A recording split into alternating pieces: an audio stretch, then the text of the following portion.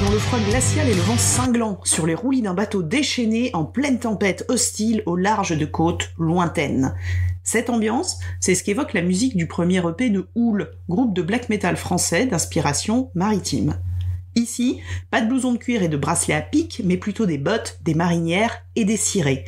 Si l'univers se veut crasseux, suintant et rappelle l'insignifiance de l'homme devant l'immensité de l'océan, les membres de ce groupe ont plutôt les pieds sur terre. Hoole pratique un black metal mélodique, au riff agressif, porté par une voix incarnée, au bord de la folie parfois. La solitude face aux éléments, la grandeur de l'océan, la violence des tempêtes, c'est ce qui s'exprime dans ce court EP très prometteur, aux thématiques qui ne sont pas souvent abordées dans le black metal. Leur premier album paraîtra court en juin, et ils seront sur la scène black metal, la célèbre Temple du non moins célèbre festival Hellfest. Rencontre avec Crab et Atsa, respectivement l'un des guitaristes et la chanteuse du groupe, pour parler d'univers maritime, de lecture et de l'identité du groupe.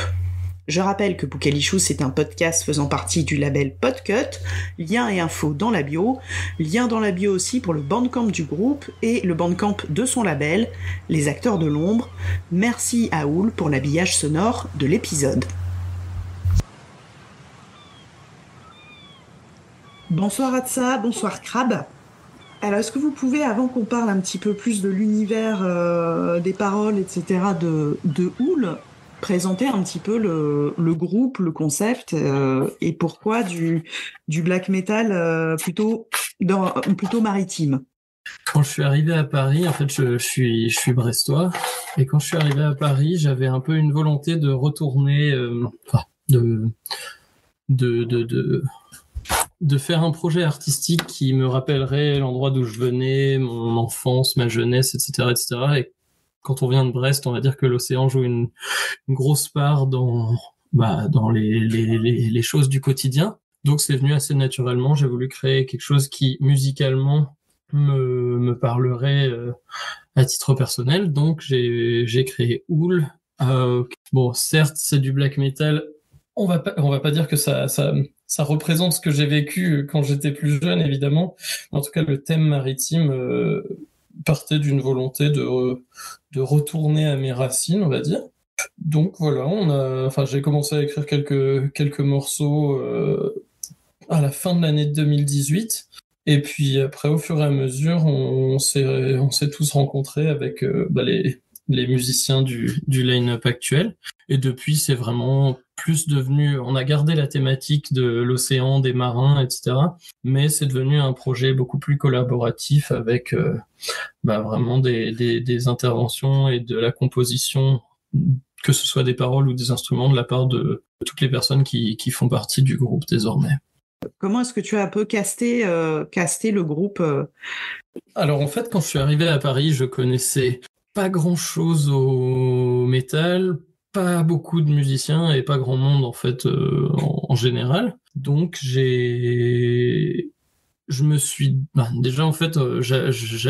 perdu un peu de l'intérêt que j'avais pour la guitare, pour la musique en général, enfin surtout pour ce qui est de travailler mon instrument, on va dire, qui est la guitare. Et je m'étais dit que en formant un groupe, ça me donnerait un regain d'intérêt pour la musique. Alors, avant de former un groupe, je voulais pas un groupe de reprise, je voulais faire quelque chose d'un peu plus personnel. Donc, je me suis dit que j'allais commencer à écrire des morceaux, évidemment avec le stress que personne ne les trouve à son goût et que du coup, aucun musicien ne veuille rejoindre le projet. Mais il s'avère que après avoir composé, 2-3 morceaux, je les ai postés sur Zikinf, qui est un site de partage d'annonces. Et au fur et à mesure, en fait, j'ai rencontré quelques musiciens, donc Zephyr, qui est l'autre guitariste qui est arrivé en premier dans le line-up actuel. Puis on a eu Vixer, qui est notre batteur. Et enfin, je crois que c'est justement Vixer, notre batteur, qui a ensuite déniché Adsa, et qui a été ami de longue date avec Grégast, qui est notre bassiste. Et voilà. Il y a donc une femme au chant dans ce groupe, ce qui n'est pas si rare que ce que beaucoup de gens le pointent dans le métal, mais qui dans le black est encore un petit peu plus rare. Comment est-ce que déjà ça a été reçu et comment Atsa est-ce que tu es venu à ce type de chant? C'était tout simplement les musiques que j'écoutais en fait. Bah, moi, j'étais une adolescente qui écoutait du métal, euh, qui écoutait plus du heavy, plus du power, et puis qui au fur et à mesure s'est retrouvé à écouter du black, à croiser les sorties des acteurs de l'ombre. Et à écouter en fait de plus en plus de black français notamment. Et je sais pas, c'était quelque chose dans lequel je m'assimilais plus que du chant clair féminin. C'était quelque chose où je pense il y avait ce truc-là pendant des années où j'aimais pas du tout le chant féminin, et il y avait ce côté-là dans le guttural qui était beaucoup plus androgyne en fait, donc où je m'y retrouvais plus. Et je pense que c'est de ce côté-là un peu androgyne. En fait, au final, il y avait moins de disparité homme-femme, je pense, sur la manière de chanter, le rendu au chant. Même si maintenant, je me rends compte que c'est pas si vrai que ça, mais voilà, à l'époque, sur ma petite oreille d'apprentie chanteuse. Donc oui, je pense que c'est plus comme ça que les choses se sont faites, que le chemin s'est fait pour l'arrivée dans le guttural, au black metal, etc. Mm. Et quel accueil un peu as-tu reçu? Est-ce que il n'y a pas eu spécialement on va dire de remarques par rapport au fait justement que tu sois une femme qui fait du chant guttural, ou au contraire, est-ce que tu as pris des remarques sexistes et méprisantes au possible? Franchement, non. Honnêtement, on a pu entendre de temps en temps, mais pas en frontal, des rumeurs, j'ai entendu ou des messages, ou des posts assez rares au final, par-ci par-là, mais franchement qui n'étaient pas notables de par leur nombre. J'ai l'impression que la majorité des gens s'en foutent. Crab, tu disais que vous aviez une écriture assez collective. Est-ce que c'est au niveau de l'écriture composition ou au niveau de l'écriture des textes? Comment ça se passe déjà d'un côté et de l'autre? Je pense qu'on a une façon de faire qui est assez bordélique par rapport à d'autres groupes. Pour le premier EP, j'avais écrit on va dire des squelettes de morceaux, mais juste instrumentaux. Et puis je suis pas très bon bassiste, je suis pas très bon batteur, donc j'avais fait le minimum. Et puis ensuite, les musiciens du groupe ont chacun refait un peu leur partie.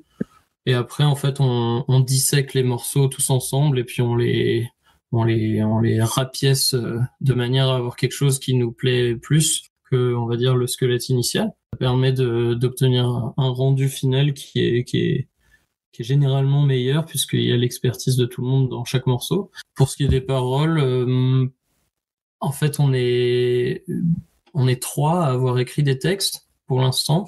Généralement, si quelqu'un se sent inspiré par un morceau en particulier, on lui laisse le soin d'écrire les paroles. Donc, pour le premier EP, je sais que moi, j'ai écrit les paroles d'Au loin la tempête. Et sinon, Adsa, tu peux peut-être m'aider, mais je sais plus qui a écrit les autres. Mais en fait, c'est un peu réparti entre Adsa, Vixer et moi-même.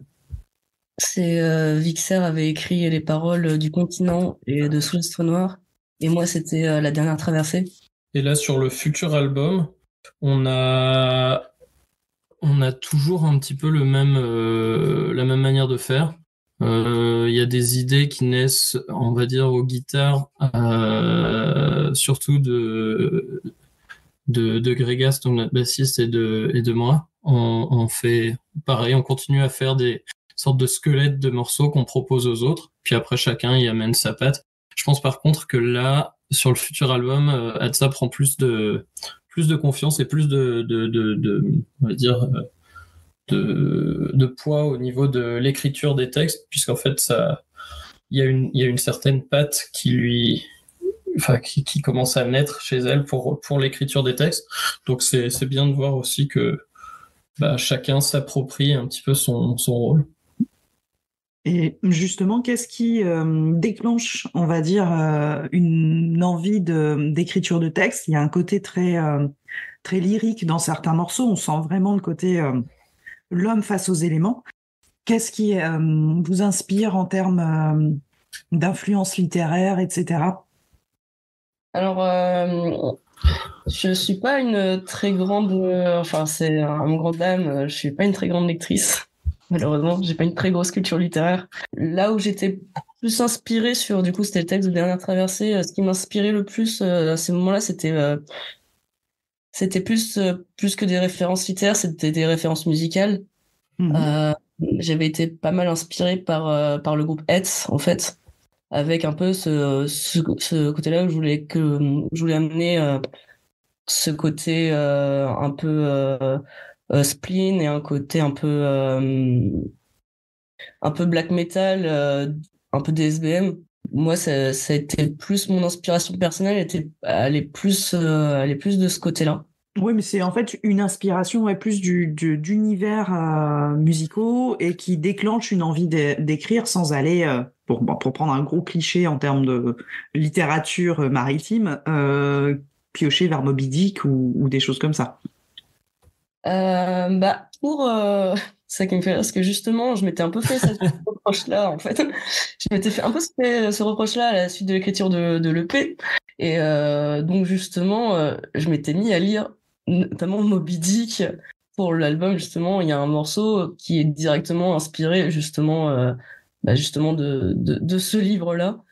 Mais c'est vrai que pour l'EP, on n'avait pas trop eu encore ce cheminement de pensée.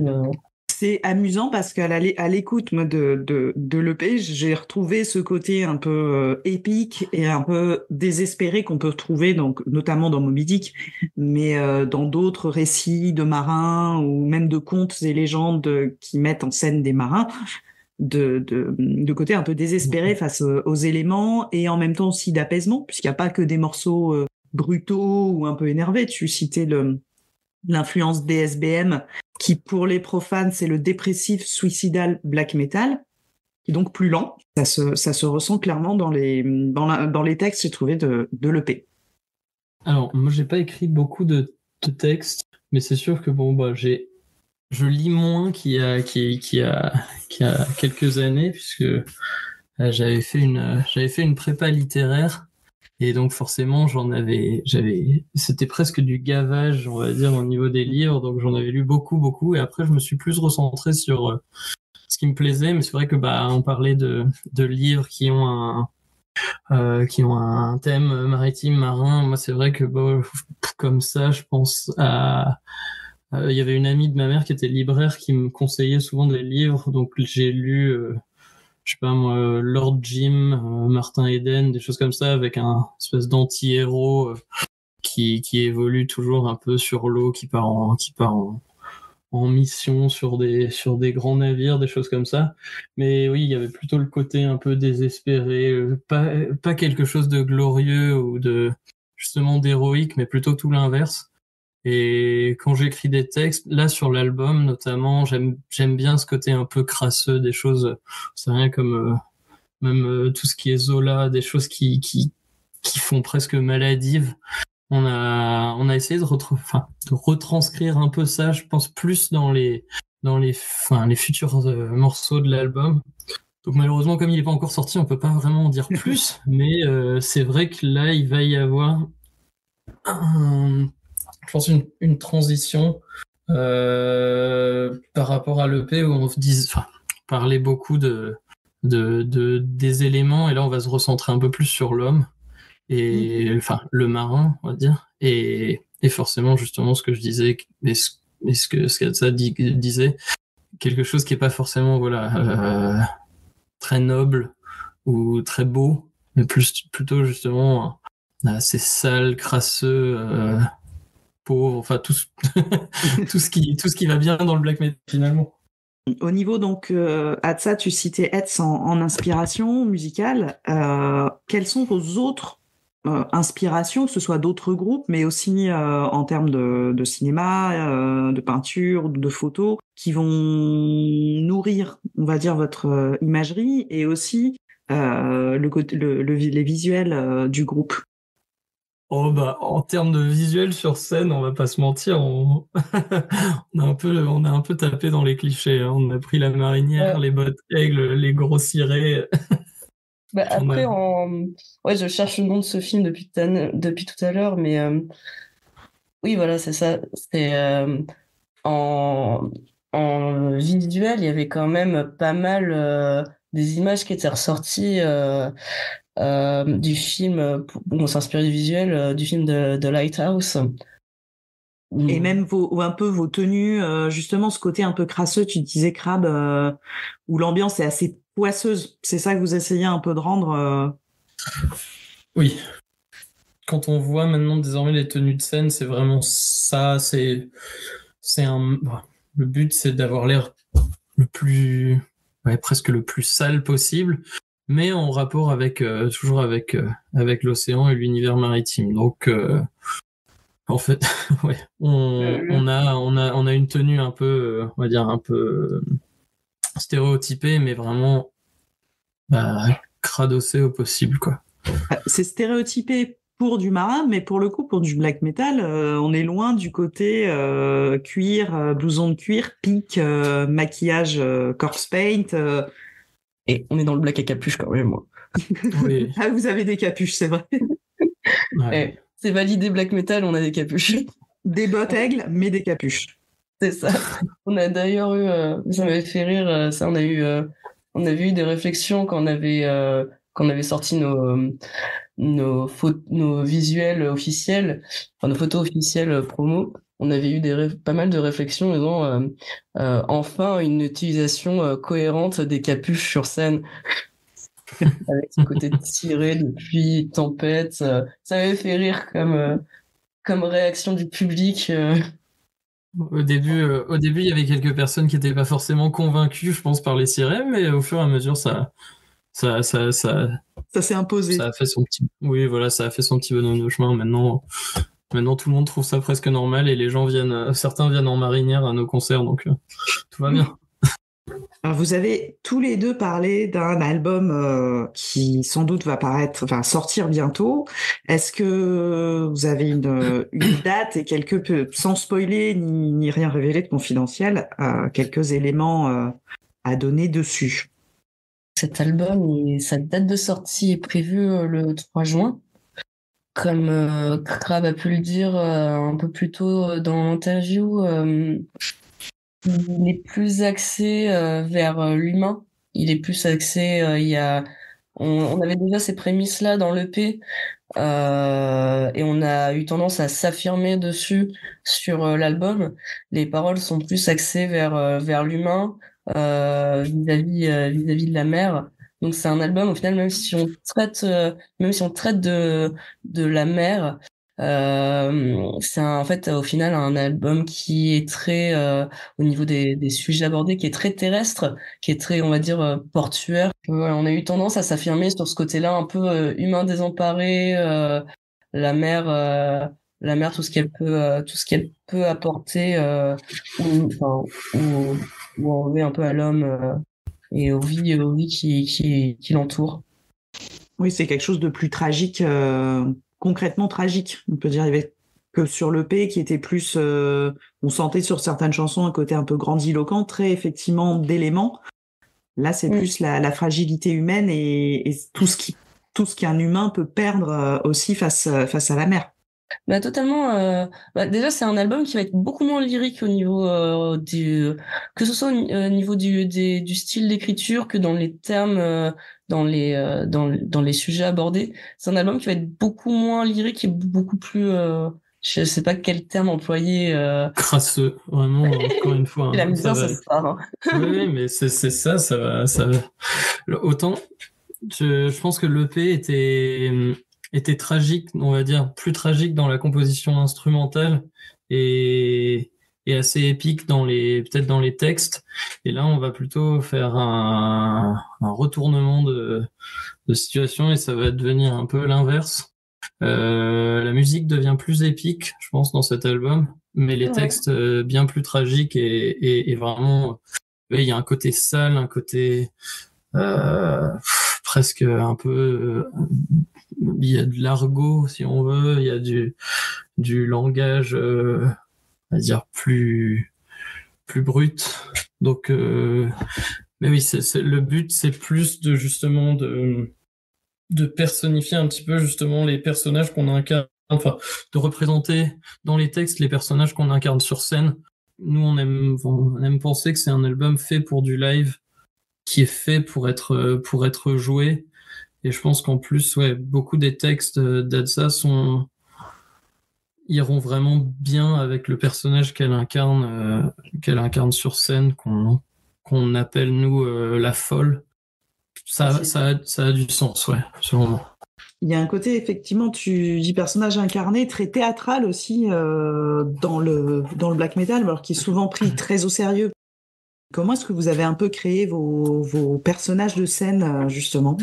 Alors, en fait, pour le coup, le personnage qui s'est créé sur scène et qui, au final, on a décidé d'un peu plus officialiser, même si c'est là on est aux prémices de ça peut-être, donc ça se voit peut-être pas encore trop, que ce soit dans notre enfin, d'ailleurs j'en sais rien, j'ai du mal à avoir du recul dessus, donc ça se voit peut-être pas forcément encore trop sur nos réseaux, sur les imageries qu'on développe, etc. Donc c'est quelque chose qu'on est plus en train de mettre en branle maintenant.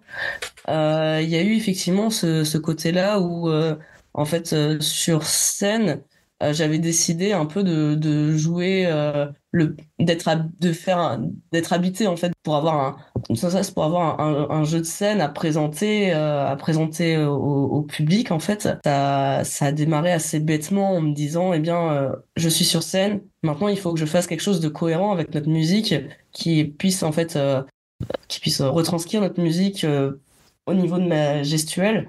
Donc en fait, le raisonnement a été assez bête en soi. Il a été de me dire, bah, comment je me représenterais notre musique. Bah moi, j'ai l'impression d'avoir ce côté-là, d'être sur un bateau qui est en pleine tempête, ça tangue, ça va, ça vient, il y a du remous, t'es jamais dans la stabilité. Pour moi, tout a démarré un peu sur ce côté-là. Bah, je suis pas stable sur mes appuis et faut que toujours montrer ce côté tanguant comme sur un bateau en fait sur scène. Donc c'est pour ça, je sais pas si t'as vu un peu, t'as pu regarder des lives. Ouais. C'est pour ça qu'il y a ce côté-là un peu, je pars dans tous les sens, je tangue, je suis sur le point de tomber, je reviens, je repars. Et en fait, ça, au final, ça a donné quelque chose où quand on sortait de scène, les gens parlaient de ce côté-là où on avait l'impression que je tanguais, j'étais sur un bateau. Ils me disaient aussi que j'avais l'air d'une folle. Et en fait, c'était plus là-dessus, au bout d'un moment, à force d'avoir des retours du public, je me suis dit, mais en fait, c'est peut-être un truc à construire là-dessus, d'avoir un personnage, c'est pas s'il est bourré, s'il est sur un bateau en train de tanguer, si c'est la tempête, que d'un coup ça se calme, il reprend ses appuis, de voir ce personnage en fait évoluer tout du long du concert. La capuche et le ciré, je les fais tomber très vite, tout simplement bah, pour pouvoir continuer à avoir cette gestuelle frénétique. Mais oui, c'est vrai qu'on là-dessus, on rejoint pas trop le BM capuche. Pour moi, c'est vraiment un travail d'interprétation de ce qu'on en fait de ce qui est raconté dans les textes, c'est-à-dire que on fait du guttural, donc on va rien comprendre. Déjà qu'en CD, on comprend pas des masses du guttural. En live, à fortiori, on comprend encore moins. Tout pour moi, le travail du chanteur, enfin du vocaliste, c'est de, même si bon, ça, c'est pas pour autant de la langue des signes, c'est de pouvoir quand même avoir une interprétation plus imagée de ce que tu es en train de raconter, en fait. C'est un biais, un biais en fait vers le public, un autre biais vers le public en fait. Ouais, un lien pour l'inclure, en fait, que ce soit pas, que vous jouiez pas entre vous, et que ce soit vraiment quelque chose qui est donné au public et qui est montré. C'est ça. Je pense qu'on est totalement là-dessus. Et voilà, si ça peut en plus si ça peut en plus être quelque chose, on va dire, qui nous représente ce personnage de la folle à travers nos imageries sur les réseaux. Je pense que c'est quelque chose c'est quelque chose d'intéressant pour nous, quoi. Donc, c'est solidifier notre image, en fait, tout simplement, notre image en tant que Hoole.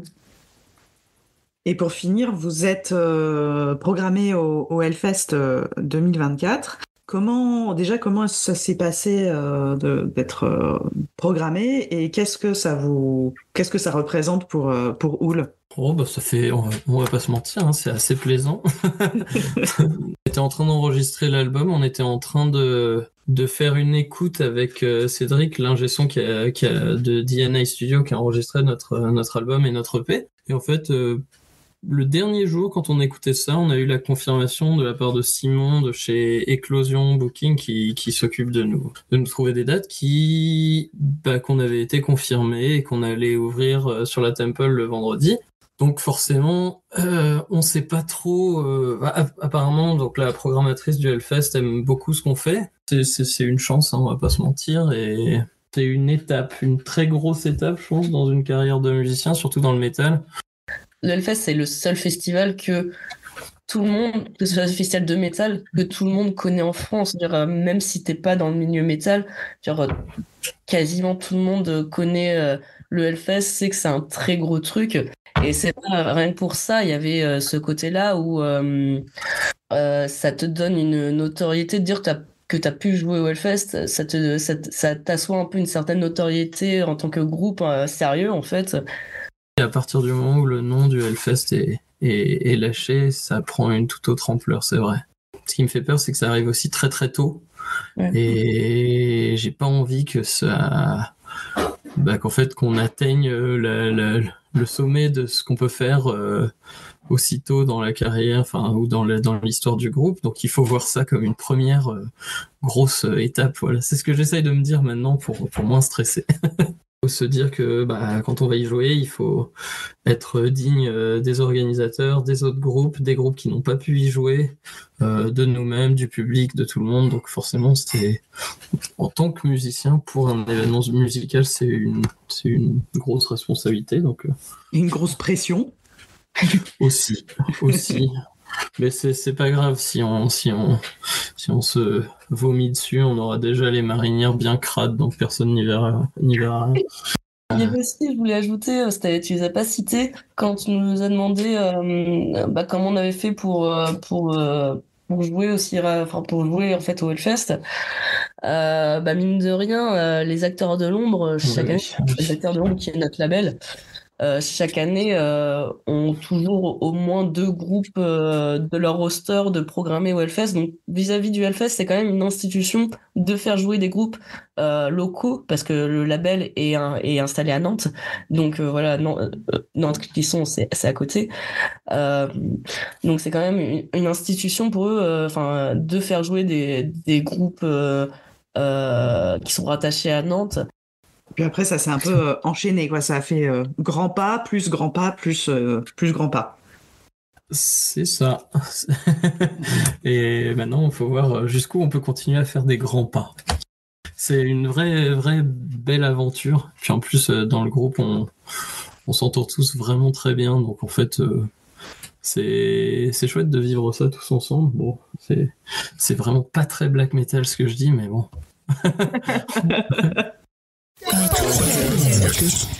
Podcast.